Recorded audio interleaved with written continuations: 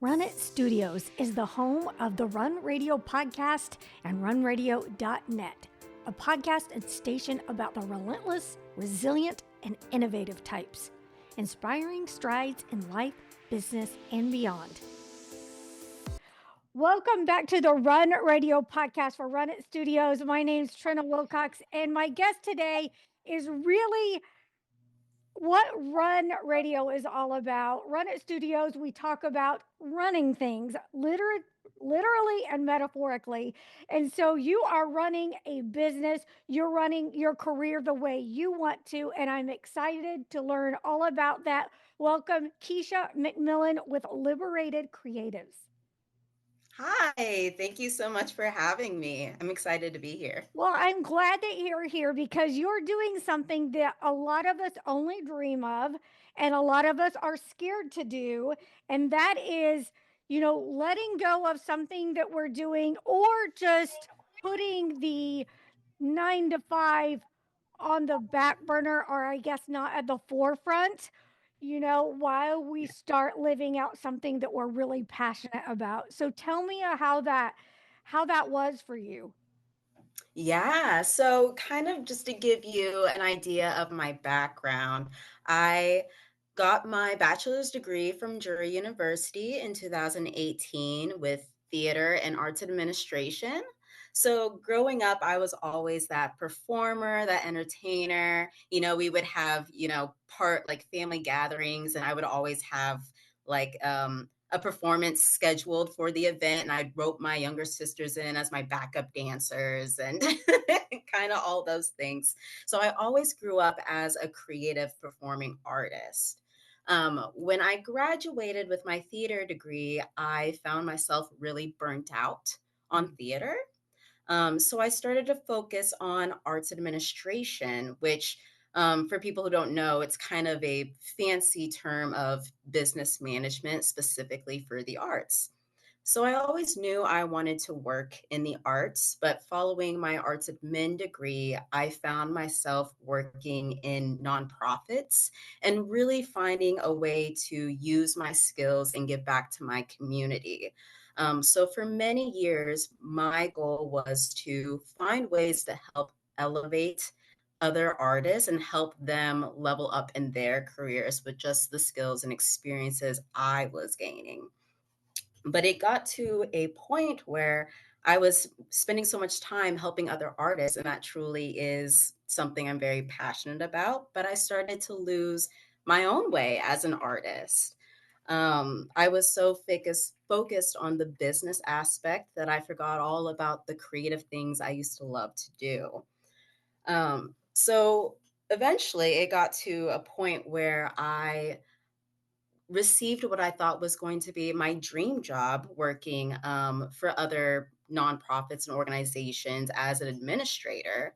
But I lost that like work life balance. Mm. And so I would try to go back to theater or try different hobbies like in my spare time. But then I realized that's where my true passion lied. Mhm. Um, and I found myself trying to balance the two and realized, oh, like it was getting to a point where, hey, if you want to direct this play, we can pay you for that. Or if you want to model for the shoot, we can pay you for that.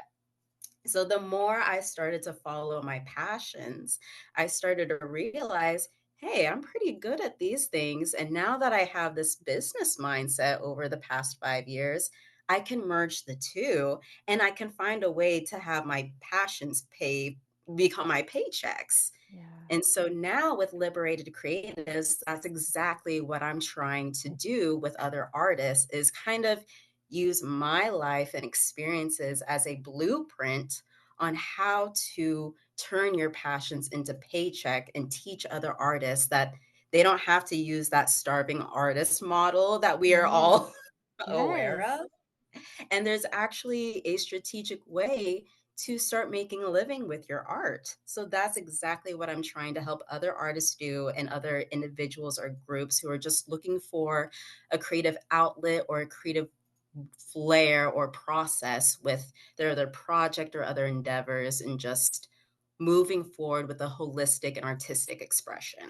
Oh, I'm so glad that you are able to listen to your gut, but it is hard, especially when so many of us, we've got bills to pay. We've got to make sure X, Y, and Z is covered. There's medical, everything that it takes to exist in this world. And like you're saying, it can often pull from what our passions are and what makes us creative beings. How were you able to finally recognize and start to pull away from that without going too far away from that thing that made you feel alive and good about being you? Yeah, absolutely. So there's definitely a balance, Yeah. especially if you're a multi-passionate like me. Like I wear many different hats. I have many different passions. And something I like to tell some of the people I'm working with is to put your different passions into seasons. For example, if I'm going to direct a play, I know that's going to take, 2+ months of my time for preparation. Also, if I'm going to curate an exhibition, that's also going to take the same amount of time. So you kind of have to ask yourself, okay, which one do I want to focus on at this time? Which one do I want to prioritize? And then, put that into a season. Like Mhm. for this amount of time, I'm doing curation and maybe I'll do theater, Mhm. down the road. And also, it's a really great way because, like you were saying, how can you follow your passions as an artist while you still have bills to pay and other things like that? And it is a process. It is a process to figure out what your value is. Mhm. And then, in order to allow yourself to actually follow through with that value as well. And because I think a lot of artists specifically, we tend to undervalue our worth, or we're kind of afraid to sell our art for what we know it's Mhm. worth, but like what is the audience, what are our clients going to be able to afford, and kind of just being able to say, like, trying to find a middle ground, but Yeah. also not sabotaging yourself for what your Yeah. worth is. Yeah. And so it's a steady process of trying to figure out the tools and trying to create a matrix for what's going to work for you and also going to work for your clients. And then you also have to tell yourself, if your audience or your client doesn't follow with you, then maybe they're not your right audience or client. So it's a lot of, Yeah. you know, um, kind of a trial and error process until you find what the right um, like notion is for you, trying to figure out like what best fits. So it is a process, but collaborating with other artists or working with other mentors and advisors is a really great way to kind of get you where you need to go. Something my advisor has told me, Justin, is not a lot of people want to help you build your foundation, but they do want to help you keep the lights on. Mm. And I thought that was a really interesting take. That is. And let's talk about that for a second. You did something very wise, and that is to get a mentor. Because when you're entering into entrepreneurship, it's a different animal altogether because you're used to doing things so differently in the business setting, the office setting, whatever it is that anyone that comes from working from someone else does, than working Mhm. for yourself. You have all of these new things pop up and you need somebody to talk to. So you got a mentor through SCORE. Can you talk really briefly about that? Yeah, so Justin, back when I was an undergrad getting my degree, I went to school at Drury University in Springfield, Missouri, and I had classes on Commercial Street, or C Street as Mm-hmm. locals call it. Yes. And I used to go to Big Mama's during my breaks, and Justin Pippins, he was there all the time. And he just always was someone who was really interested in what I was doing, or he'd always have a word of advice, or he just really turned into someone who cared about what I was doing and what my endeavors were and what my dreams were. So when it got to a point where I was ready for Liberated to launch, right? Because as an artist and as an upcoming entrepreneur, Liberated Creatives is an idea I've been sitting on for years. Right? It's always Yeah. that big dream that you're like, oh, I'm not quite ready, this doesn't fit, I don't know how this is going to work.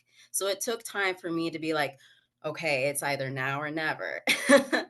And I reached out to Justin knowing his association with SCORE and Minorities in Business and other organizations like that. So when I reached out to him saying, hey, I have all these things figured out, but I can't move forward or I'm stuck here, like, can we get coffee? Yeah. And he's been great in regards to just looking at my business plan, knowing who I am as a person and what I've done in the past, and being able to help me fill those holes that I had, especially in regards to, hey, if you're afraid of this or you're not so sure about this, then that's where your focus needs to be. Oh, good, You need good. to learn how to jump that hurdle. And so he's been a really good advisor in regards of making sure that I have connections with people who are going to help me move forward to that next step, even if it's just, going to this networking event where I know I don't know anyone, Yeah. or it's Right. just like, hey, like, here's this contact, someone who's very similar to what you do, give them a call, just cold call. Yeah. Yeah.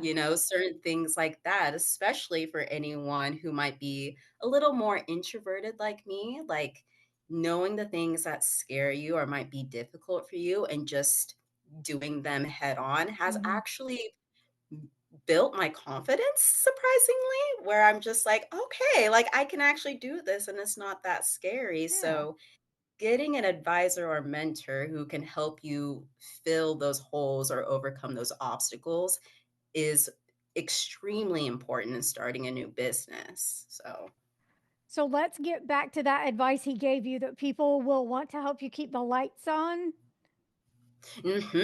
yes, yes. Okay, and so Yeah, what have you done with that? yeah. So it's been really interesting because you have to start from the idea Mhm. and then go into the planning process, So a lot of people um, tend to go ahead and do all the other things in regards to starting a business, but then they start, getting work done. They're like, oh, I don't actually have a business plan. Mm. Yeah. So certain things like that of there are steps to this, like you have to know more than just what the idea is or what you want to get across. Like, Mhm. who's going to be your audience? How are you going to market this? How are the logistics of the business going to work out? And so I thought it was really interesting in a sense to and I think it's okay to find an advisor and be like, "Hey, I'm at ground zero. I don't even know where to launch from this." Mm. But I think in regards to when you get to the level of where you need to start looking for sponsors or you need to start looking for people who are going to invest in your business, when you get to a certain level in that regard, if you don't have the building blocks or the foundation figured out, it might be a little it might make other people hesitant to move forward in Mm. investing with you. So I think it's important, especially when you have an advisor, to help you figure out that foundation. So when you're ready to move forward in the launch of, the bigger next steps and Mhm. like getting sponsors or investors, they can see that you already have a blueprint and a foundation figured out. And they're like, okay, this entrepreneur knows what they want to do and they have an idea of how they want to do it. So I Mhm. think I'm ready to invest. So I think that's where that piece of advice of people want to help you keep the lights on came from Justin. So tell me what your mission is, and was it easy? Did that come to you easily, or did you have to refine it a little bit here and there?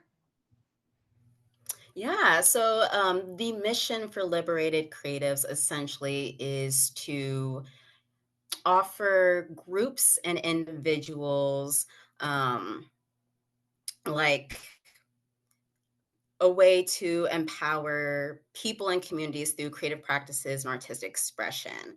And we do that by offering consultations, curating events, workshops, lectures, and just helping people with their creative projects or endeavors, or giving their projects and endeavors a creative flair. And coming up with that mission was not easy. Because, like I said, create Liberated Creatives, the name was an idea I've had for years, but how the business actually looks and operates was something I was constantly tweaking or trying. Like, it took many years to figure out, okay, how do I take all of my passions and put them into a business? How do I use my skills as a curator to help other visual artists? How do I use my event skills? How do I use my communication skills? There was one point where I was like, oh, well, maybe I'll become an art therapist because I really want to help people with also this holistic aspect because I think just allowing yourself to be creative is a really beautiful way to heal certain things within ourselves or to overcome hurdles or trials and tribulations. So I thought, oh, I'll just become an art therapist. But then I wasn't ready to go back to school. So what are the other options? Yeah. Or um, something before I launched Liberated was I didn't know how to balance being both an artist, but also being, a business minded person. Like I Mhm. wanted to do both, but I felt like I couldn't balance the two.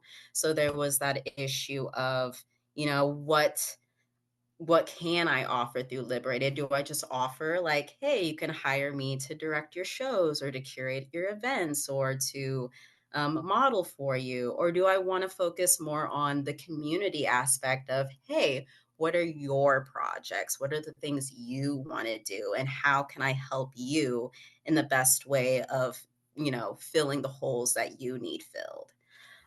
So there were so many ways on how to operate Liberated, and it Mhm. took many years for me to decide what was going to be the best fit. But also, I found that meeting and speaking with other mentors and advisors that I looked up to, and just kind of being like, what do you think about this? What do you think our community needs? How can I use my best skill sets to find that balance to still offer something to others while Mhm. also still being able to lead by example in regards to using all of my creative skills. So that goes back into how important it is to have a mentor or an advisor or multiple mentors and advisors. Now, is the goal right away to be doing this full time, or are you going to have one of the other jobs that, pays the bills in the meantime? Because I feel like that's something very important for people to know and understand, that it's okay that if you can't go full time right away to doing that, that there's still a place for it in your life. Oh, absolutely. I think, there's nothing wrong with the hustle. Right, right. And I most definitely will be picking up, other jobs, like Hmm. other gigs, other freelance jobs and stuff, because that's what I've been doing in the meantime of getting Liberated started.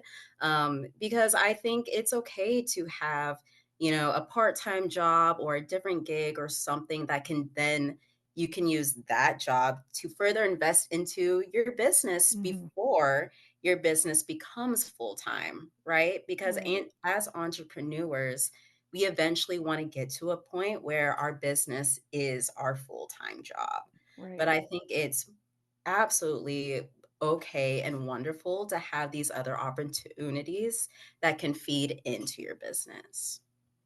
What are some of the things that you're finding that you constantly have to kind of reframe or look at through a different lens when it comes to, planning and just, feeding into the business that's kind of your baby right now? Yes.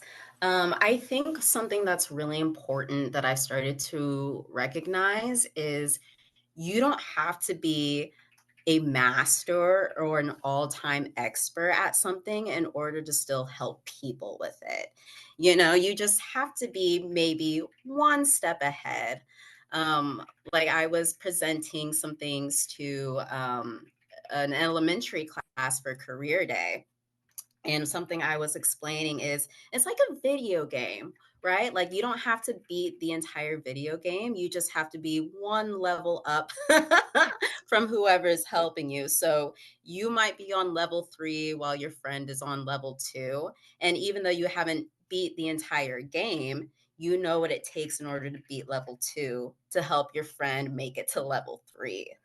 So that's something that I'm constantly having to remind myself is when people reach out to me for a specific project or help on some specific task, even if I don't have a lot of experience doing that particular task or project, I might know some contacts that I can help them with and put them in the right direction. Or I might be able to do, A, B, and C, but not be able to do D and E, right? So it's kind of a matter of being able to stay confident in yourself that you know enough, at least to help someone move forward.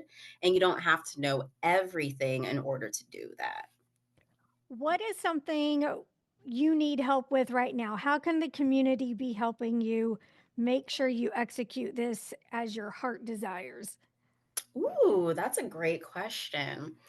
I think the best thing the community can do to help me is just to recognize that I'm available to help them. And Great, that's great. something that I definitely want to do.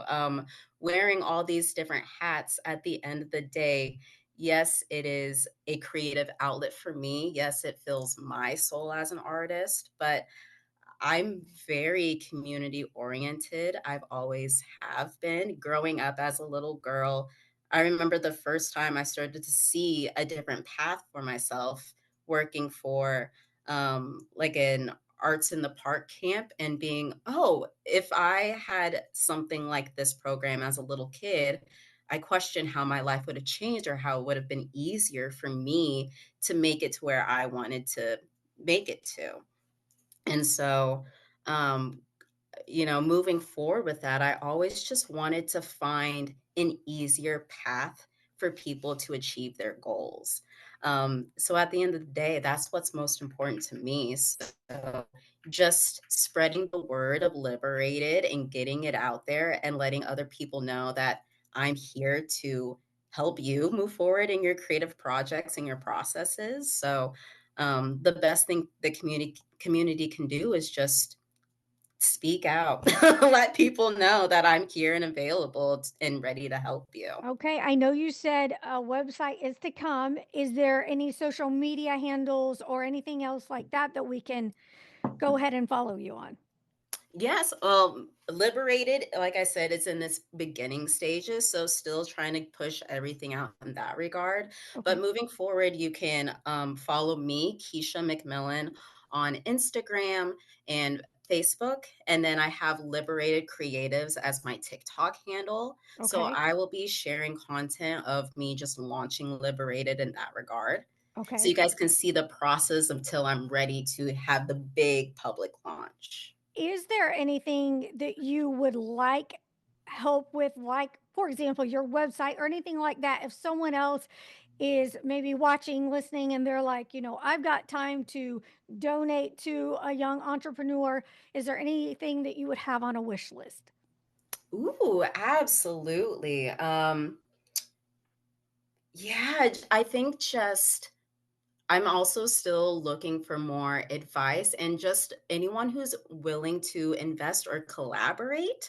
I want Liberated Creatives to be some sort of like a hub, a community hub. Right. So, again, if I am not the best person to help you with this project, I will be like, oh, here's so and so's contact information. Let me connect you with them. So I'm always looking for people who are wanting to collaborate with me or wanting to find a way for them to assist me so I can also assist them in a sense. So I think, if anything, if Liberated Creative sounds like interesting to anyone who just wants to get involved or offer any advice or tools or resources, I would love to connect with you. Sounds great. Thanks so much. You can watch, listen both when you link over to your preferred platform from runitstudios.com. Be watching for Keisha McMillen and Liberated Creatives. Thanks so much. Thank you.